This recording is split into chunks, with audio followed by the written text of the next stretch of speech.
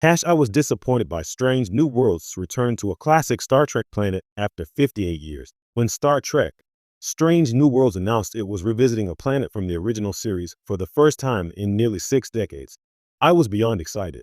Few modern Star Trek shows have captured the thrill of exploration and nostalgia like Strange New Worlds, a series that balances reverence for the past with bold, character-driven storytelling. But when the episode finally aired, that excitement quickly gave way to disappointment.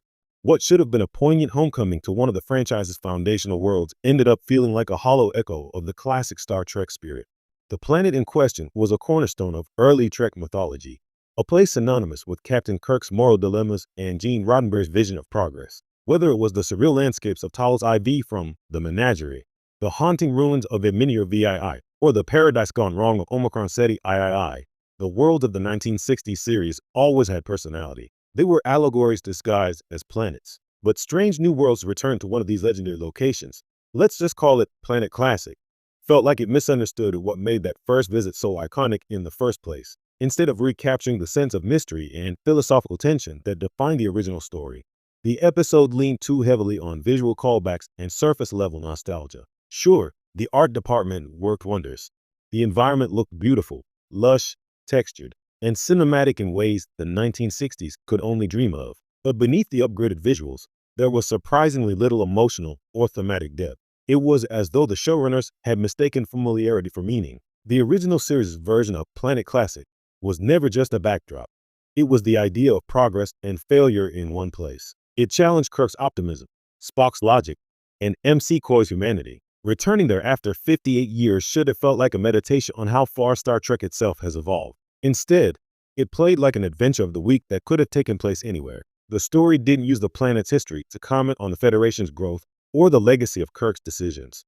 The characters rarely even acknowledged the philosophical weight that world carried. What made the disappointment sting more was how Strange New Worlds has proven, time and again, that it can revisit old concepts with stunning insight. Charades found new emotional texture in Spock's human/Vulcan duality. Those old scientists turned a crossover with Lower Decks into a heartfelt meditation on legacy, and Under the Cloak of War handled the trauma of the Klingon War with nuance and pain. The show has built its reputation on making old Star Trek feel emotionally immediate, but this return to Planet Classic felt like a missed opportunity to do exactly that. For longtime fans, the most glaring issue wasn't just what the episode did, but what it didn't do. We were promised a connection to the original series, yet the script avoided any meaningful tie to the original characters or the moral quandaries they faced there.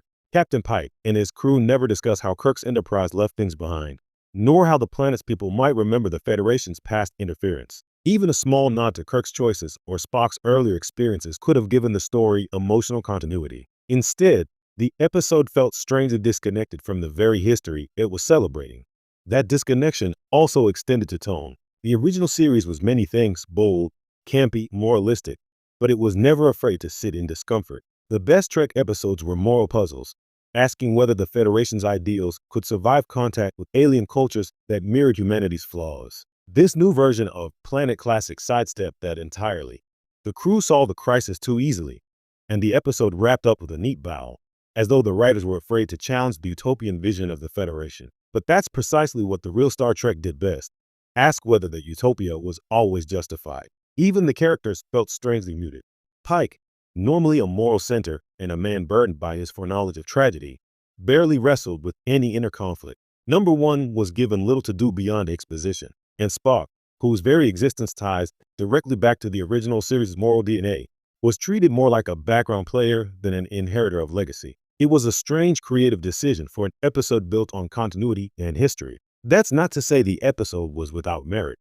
The direction was sleek, the production design outstanding, and there were brief flashes of what could have been.